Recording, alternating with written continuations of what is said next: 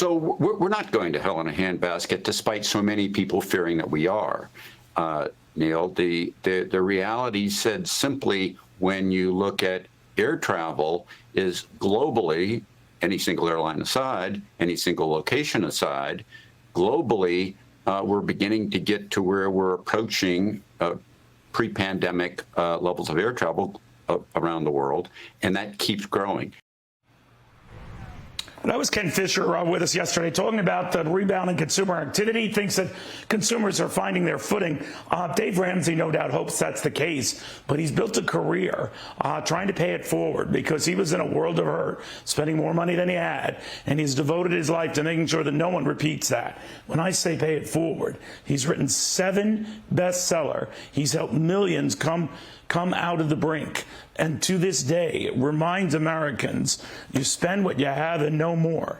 The fact that he's also very, very cheap, but also a nice human being, I think adds to his oomph. Dave, very good to see you. Thank you for joining me. Merry Christmas, my friend. And you trumped me on the cheap card. You know that. Oh, come on. But you know, David, but in all seriousness, you bring a good point to the table, and that is, and I thought about you when I read this story, that more Americans are tapping their 401ks for cash. That's just the kind of stuff that worries you, doesn't it?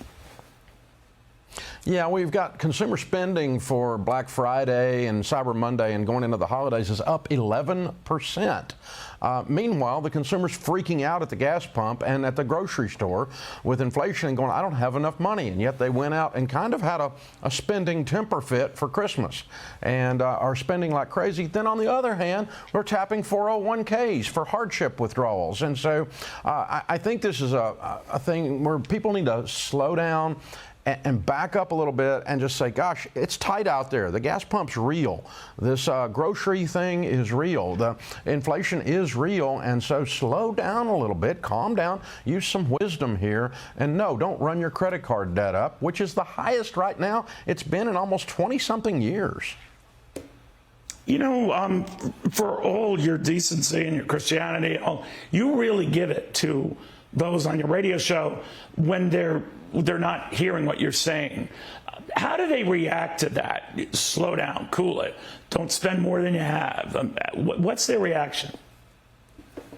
Well, I mean, obviously different folks have different reactions, but I mean, we've been on the air for 30 years, and so we've got with some of our listener base, we have a very long relationship, and they expect me to tell them the truth, to love them enough to tell them the truth. And, you know, if you're misbehaving and someone just pats you on the hand and says, keep doing it, that's harmful, that's enabling. And so we want to be loving, and I start out with somebody that doesn't know who we are, pretty calm and easy, but if it's an old timer who's been with us and said, I've been listening to you 20 years, but I'm doing this stupid thing, then, hey, I love them enough to tell them the truth. Don't do that. It's going to hurt you.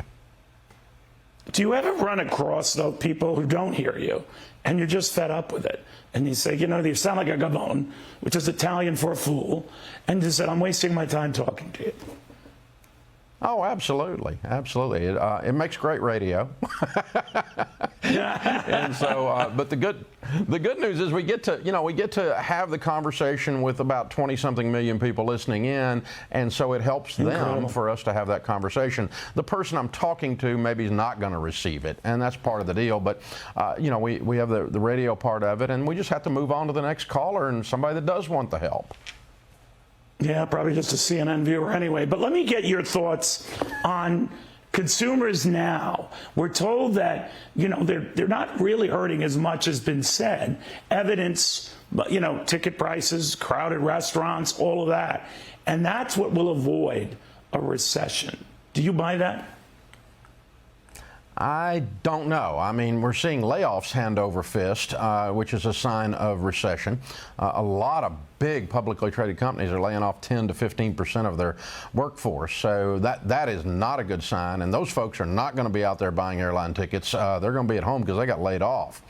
And so, you know, we've got that part of the economy. It seems to be it's kind of patchy. There's sections where people are prospering and doing well, spending like crazy, and then there's sections where they're getting hammered by these inflationary rates and by these increasing interest rates. And so, and it's not just a certain pocket demographically, but it just seems to be thinly sliced out there, kind of nuanced, if you will. So you can't just throw a blanket over all of it and say, oh, it's all bad, or they're all spending like crazy, so we're not going to be in a problem.